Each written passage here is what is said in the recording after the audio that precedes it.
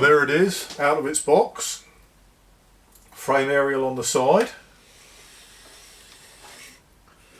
There we go. 1946, I think these were first released. So it tells me in the circuit anyway. So, first things first, I'm assuming that this is the right way to fit the plug, but I don't know that for sure, so I am going to check. Let me just have a little look here. So I just want to see which side is connected to chassis. Let me just make sure the switch is on. Yep, it's on. Neutral, yeah, 0-ish. Live,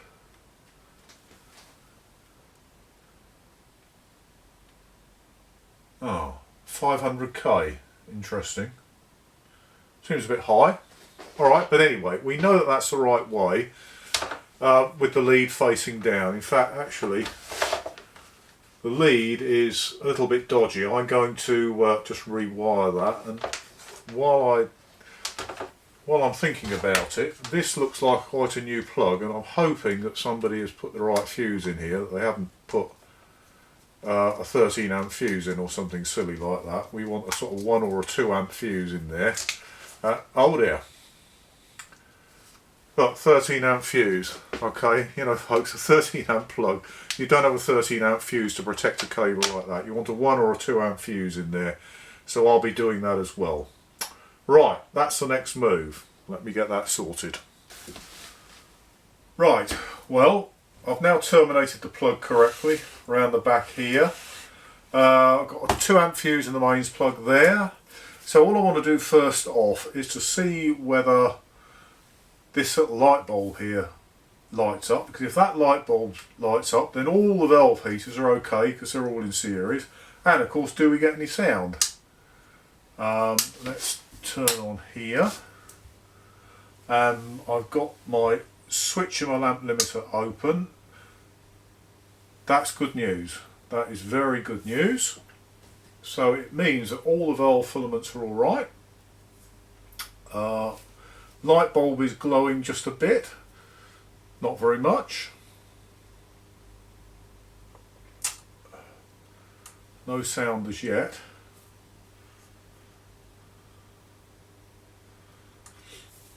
They do take a little while to warm up these very old valves.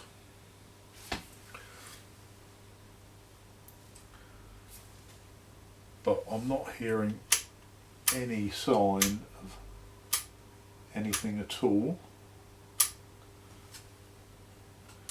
which is not so good. I would have thought I would have got a crackle or something. I think we should have a look at DC conditions. That's what we should do. I need to turn it over and I need to familiarise myself with where things are. Let's do that. Okay, it's turned over now, so and I found the main reservoir capacitor, and I'm setting a few hundred volts on there. It tells me that the anode voltage on the output valve should be 215 volts, so it should be a little bit higher than that. Let's see whether it is.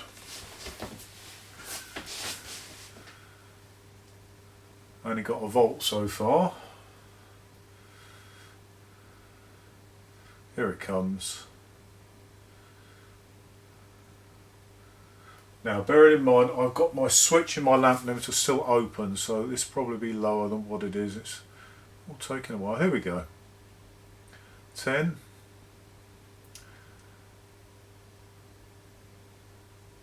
Okay, it's up to 60, 70, 80.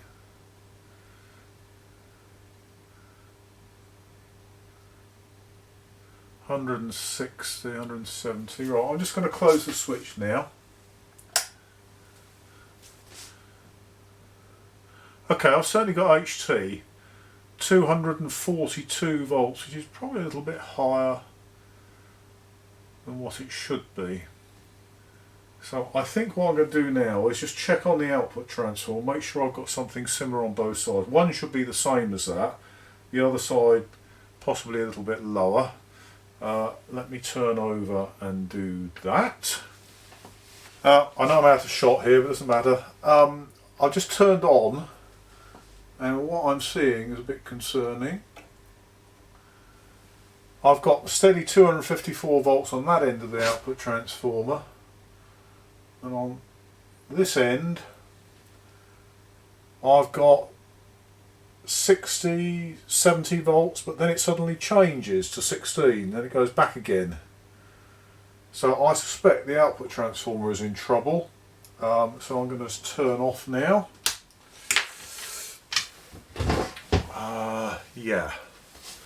Yeah, unfortunately that output transformer is totally open circuit. So I've got to rewind the output transformer. So I'm not going to bore you with all that again because you saw that in part 2. I will produce a spreadsheet in the same way that I did it, but again, before I do it, I really want to make sure these DC conditions are going to set up all right. It tells me in the schematic that the cathode voltage should be 4 volts across 150 ohms is about 27 milliamps. So I'm going to put a 100 ohm resistor in the same way I did in the last video right across the primary on here and see whether this sets up all right. Yes, just before I go and rewind the output transformer, let me do that. Okay, I've got a 100 ohm resistor now across the primary of that open circuit transformer. I know I'm expecting 26 milliamps through the valve, which means that I should be getting about 2.6 volts. I'll just turn it on while I'm doing that. 2.6 volts across that 100 ohm resistor. And if I get that, something like that, and here it comes now, then it gives me confidence that when I have rewound the output transformer, it's not going to burn it out again. 2.2, 3,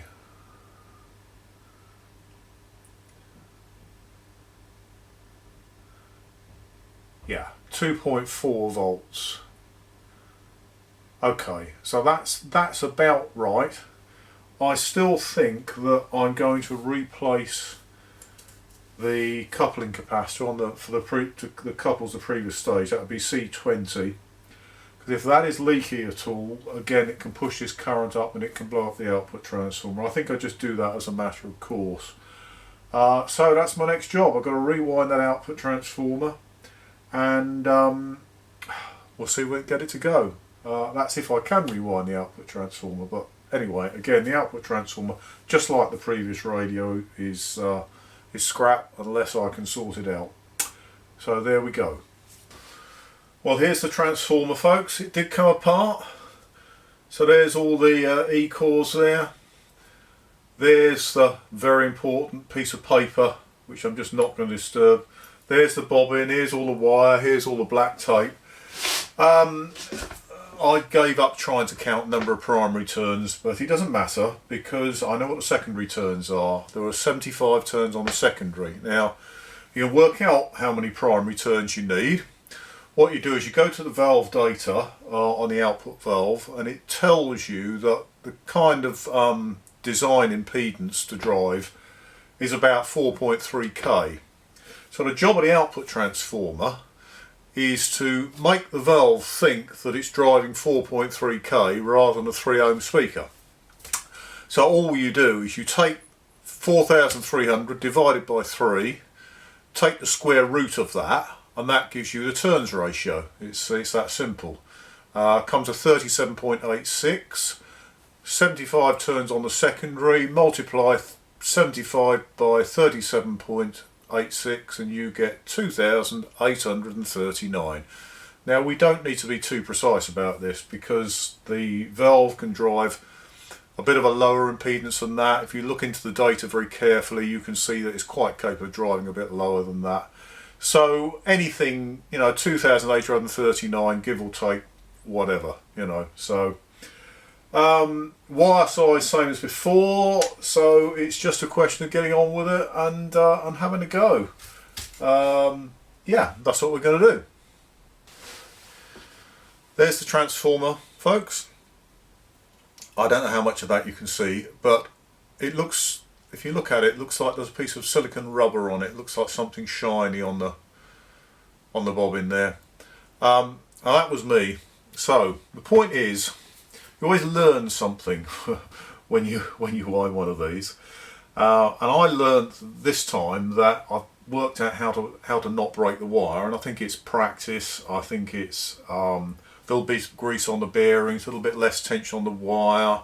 All those things helped, and I ran the right number of turns without breaking the wire. Very pleased with myself. Went to take it off the winding machine, and something went wrong, and that's what I want to try and explain to you now. You see, the way I do it is that I get the bobbin, and I'll stick a piece of tape just on the edge of the bobbin, and then I'll fold the piece of tape underneath so it sticks to itself. And the idea is that you then protecting the wire so the wire doesn't stick to the winding machine, and you leave that bit of tape in when you put it back, put the core on, so it insulates the wire from the core.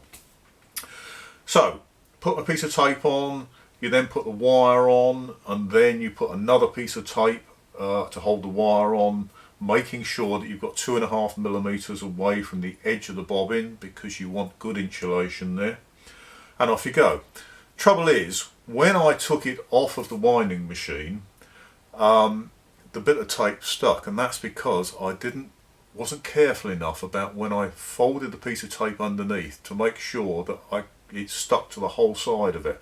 There was a bit of glue on the tape and it stuck to the winding machine. What happened was it started to come off as I took it off the winding machine. This was not good. However, it's all right. I managed to work it out how to put a bit of silicone rubber in there, and I'll put some more on there, and I think it will be all right. It's very important to make sure that you keep the wire away from the cores, no chance of it touching it. So, fingers crossed, it's all right. And the next step is, well, we're going to put it in and see what happens. Well, it's back together now, and clearly there's some sound coming out of it.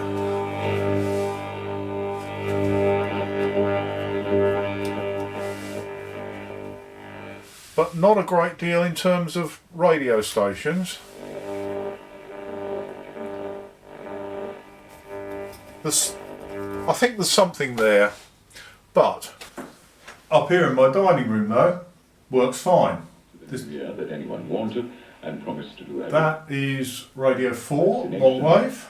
In Northern Ireland and Wales, a lockdown. And this is medium wave.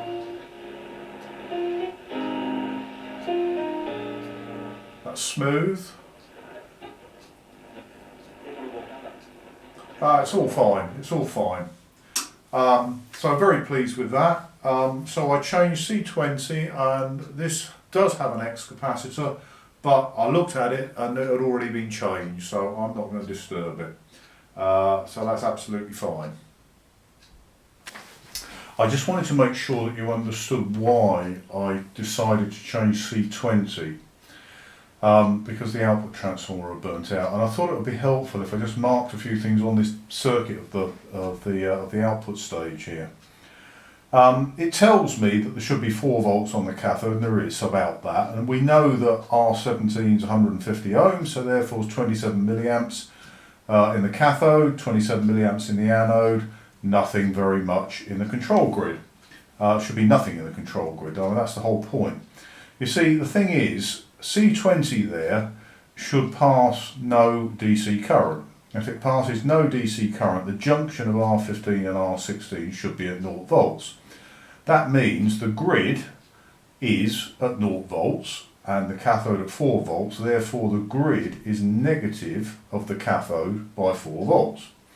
Now if C20 starts to leak, what will happen is you'll get a small current in R15, so you'll get a voltage across R15, and the grid voltage will start to rise from 0. And if it does that, it means that the voltage between grid and cathode is less. And if it's less, it will turn the valve on more, you'll get more current in the anode, and it's just possible that that is what killed the output transformer. It might not, but for the sake of changing the capacitor, well, why not? This radio does have X capacitor, has an X capacitor C24 there, you'll see it on the diagram. However, somebody had already changed it, so I haven't done anything with it. So I think that's another radio sorted. 3 down, one more to go.